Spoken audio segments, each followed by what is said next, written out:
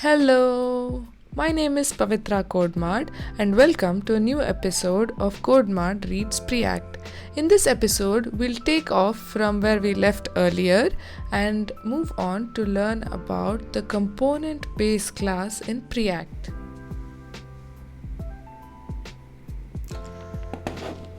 Last episode we did the diff function. Inside the diff function, stuff that I was interested to explore further was this new component creation here. I wanted to see what a function component would look like. For context, here, if the prototype contains a render function, that is, if it is a class that is defined, then we call that class function here with props and context to create the component. But if it is a function component, then we create a component using a new component and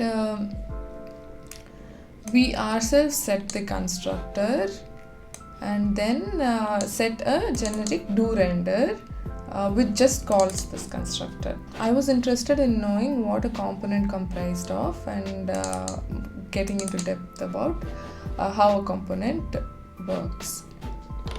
So first let's get into the new component.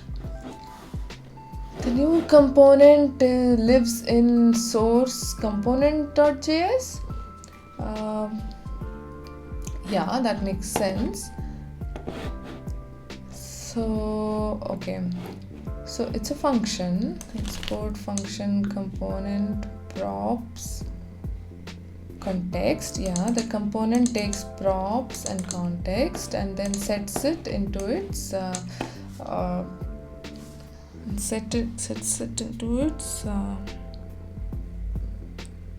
scope. Okay, sets it in its scope. It's the base component class provides set state and force update, which trigger rendering. Cool. Initial component props, initial context from parent components. So the set state. So it said here that it has set state and force update, right? So set state is here, force update is here, and then there is the default render is fragment. Okay, cool. Then there's a bunch of other functions as well in this file. Render queue,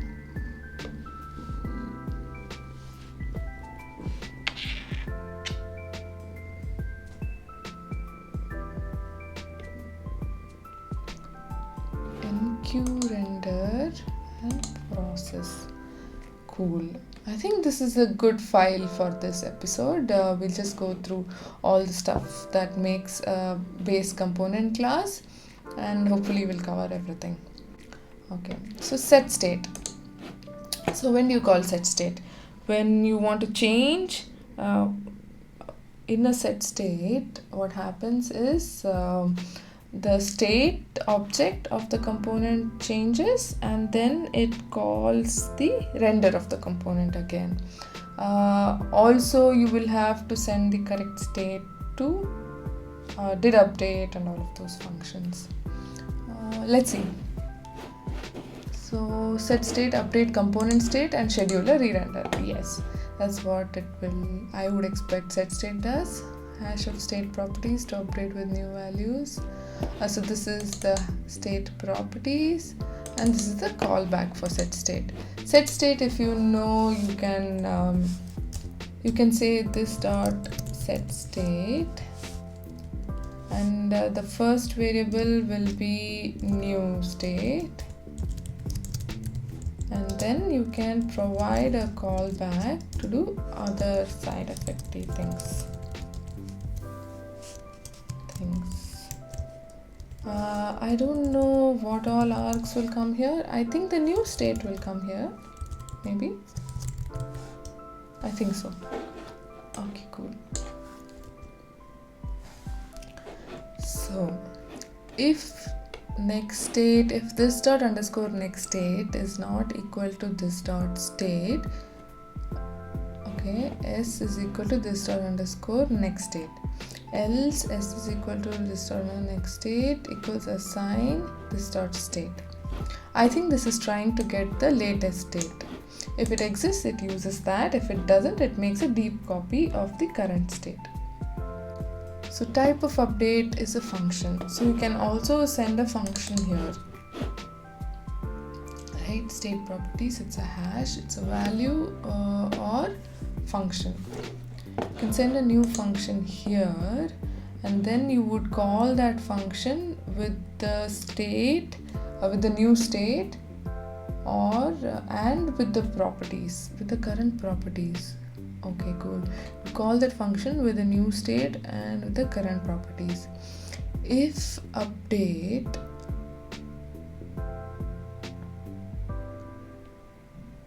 okay, so this would generate, okay, cool. So if update is a function, then you would give it the current state and the current properties, and then it could do anything to give you a new state. So it replaces update, which was a function, with an object. So now if the object exists, then we'll assign it to that same variable.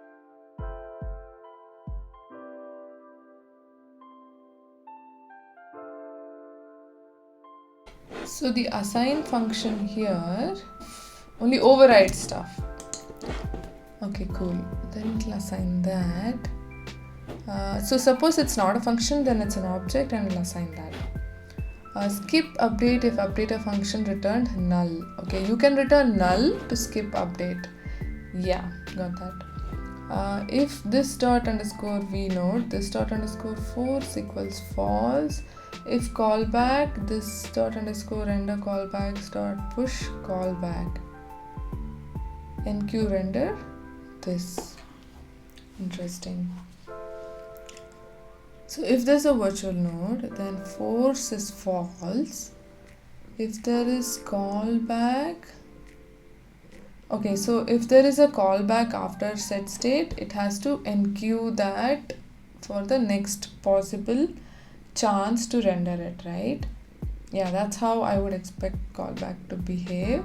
So you push it to render callbacks, the current render callbacks array, and then you enqueue render this. This here is the component itself.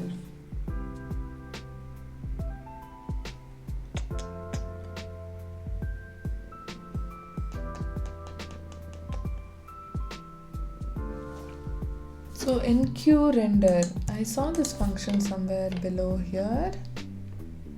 Enqueue render is here. Cool.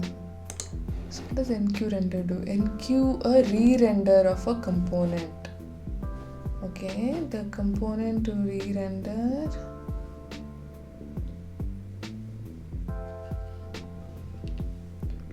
is you send the component, and if it is not dirty and dirty is true, that is dirty exists,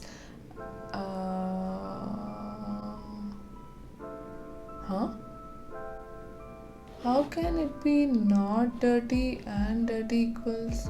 Okay, it's I always miss this. I always assume I can never see a single equal to in a condition, I guess. So if dirty is false, then you set it to true and you push the component into queue. You push the component into queue. What is queue? Queue is that render queue. Okay, queue is a global array, and then you push the component to that, and if previous debounds, again another global thing. Okay, component.debounds must asynchronously invoke the past and callback. It is important that contributors consistently reason about what calls to set state do. Their effects will be applied. See the links below for some further reading on designing asynchronous API. Wow. I want to read this.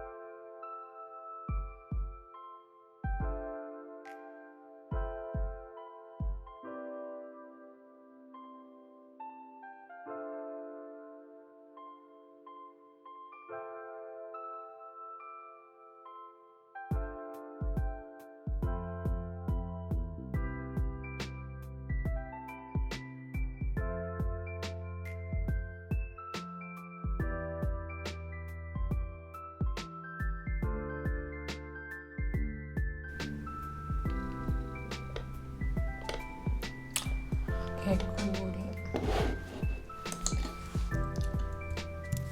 I think what these articles are trying to tell is that a callback must adhere to one kind of contract. Either it should always be called synchronously or always be called asynchronously. So in this case, since they have decided to always call it asynchronously, that they will synthetically defer it if not. So if something is ready immediately also, they will synthetically defer it. So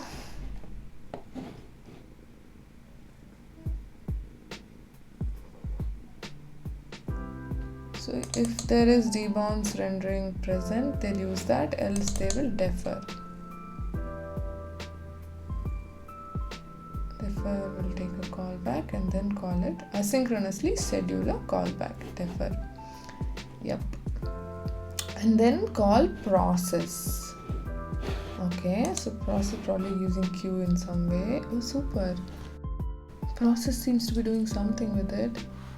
Process does q dot sort a comma b dot v node depth. Oh, which one is deeper? Sorts as per the deeper node, while p is equal to, will pop each one and render that component.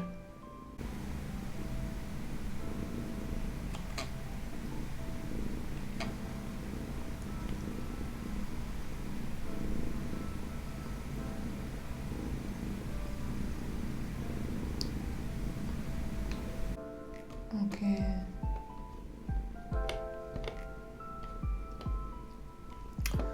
Okay. I think I got it. Yeah. This is the defer function, right? If type from is function, then resolve, else set timeout. If promise is present, then do this. Marvin explained this very well in this issue. I'll link it in the description. You can go read it to understand this part of the code base better. Okay, so what happens when you set state is it'll find the next state. So till here it's still finding the next state and putting it to S. Once it's found the next state, if there is a virtual node present, then it will, is a virtual node has to be present, and if there's a callback, they'll push it to render callbacks, which will be handled by the render that's calling the set state, I suppose, and enqueue render this component.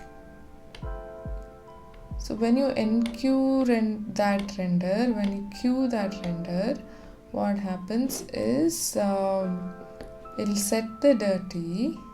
So it'll render it only if dirty is false. So if that means if dirty is true, it's already in the queue and it will be re-rendered. If it is false, then it will make it true and push to the queue and defer the processing of the queue.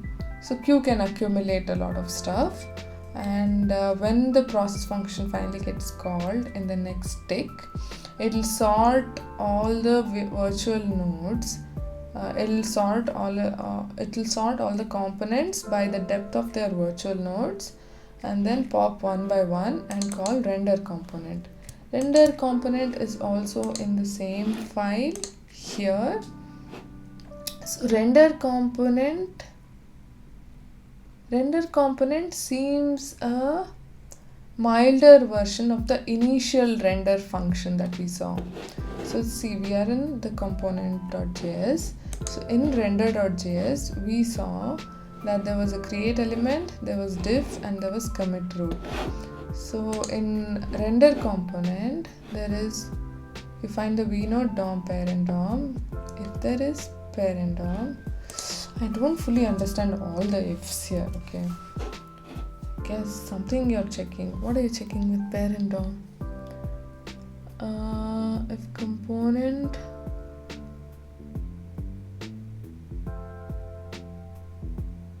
okay, so I guess by parent DOM it means that in the previous tick, if it didn't get removed out of the DOM somehow. Parent DOM is present means it's currently in the DOM, right? Yeah, I guess that's what they mean. If parent DOM means that currently it is in the DOM that is being shown to the user. Commit queue is set to new array. Okay, so a new commit queue is created. Then you get a diff called on top of it. Cool, all the required usual suspects are passed in. Then commit root is called, commit queue vnode. Then update parent if new DOM is not equal to old DOM. So new DOM, yeah, this one cares about the return value of diff. See, somebody cares about it. Yeah, it can be the text or an element. So if new DOM is not equal to old DOM, update parent DOM pointers. Cool. Parent DOM pointers is basically vnode underscore parent is not equal to null if component is not equal to null. Then you go through all of the children and get each of the child, update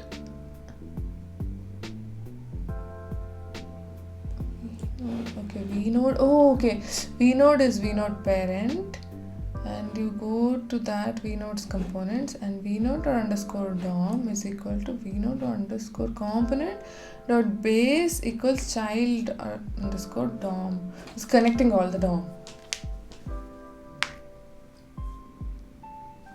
Okay, it's connecting all the DOM. So render component, it returns update parent DOM. What? So it's recursing upwards, right? That's what it's doing. See, this vnode is the parent. So now again when it gets called, it looks up the parent of this component. And then that one's parent and so on. Now, up till there, it makes sure all the parents are connected to the right children, is it? Why?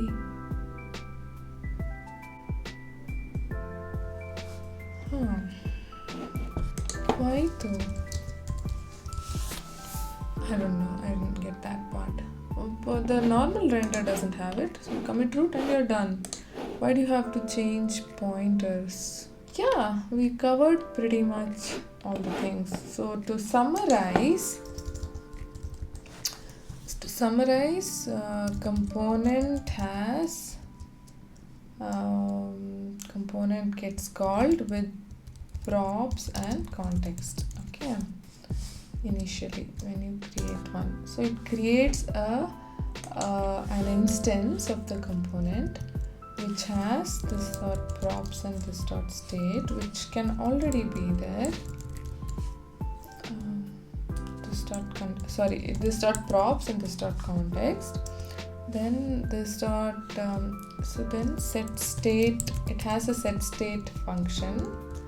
So set state function can get old state. Set state function can get new state or update function and a callback. What happens inside setState is if update function, then new state is equal to update function. To update function, you will send this dot props. Cool. And that's it. Then if new state present, new state can be null because update function can return null if you don't want an update. So that is over here, it will return. So if new state, then it will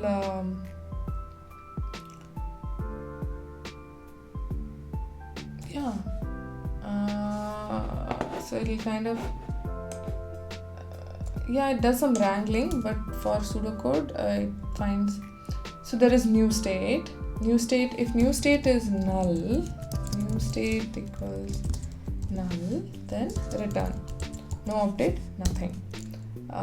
Then if callback, then push to this dot render callbacks. Interesting. Yeah, that's what I think the difference was. There was only render callbacks and underscore render callbacks. Push what to it? Callback. Oh, so render callbacks has callbacks that come from setState. So underscore render callbacks has callbacks that come from setState. Render callbacks has callbacks that come from the lifecycle hooks, I think. Then enqueue render and this. Okay. Yeah, this is what setState does. There's also a force state. This is we want to force load this component. So in the force update,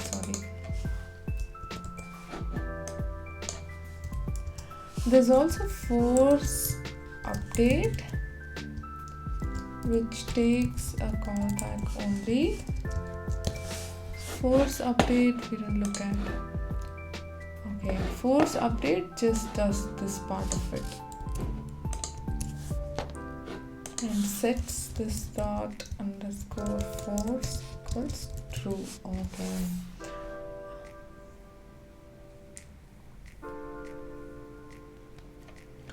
This is because so here if force is set to true, then should component update will not be called. That's what this says. Got it. So these two are what a component has, a base component class has. Now if we want to look at, we also looked at what enqueue render does.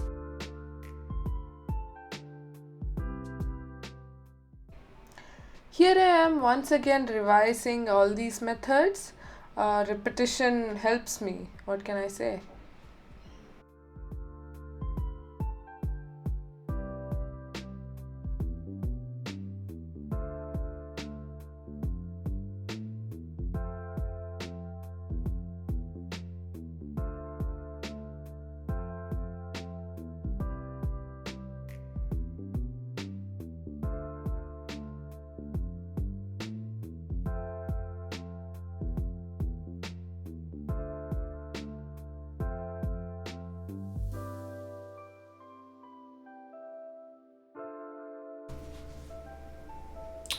Yep, that's what's inside the base component class. Yay! So that's it for today's episode. In the next one, we will be looking again at div children and div element nodes. So until next time, see you.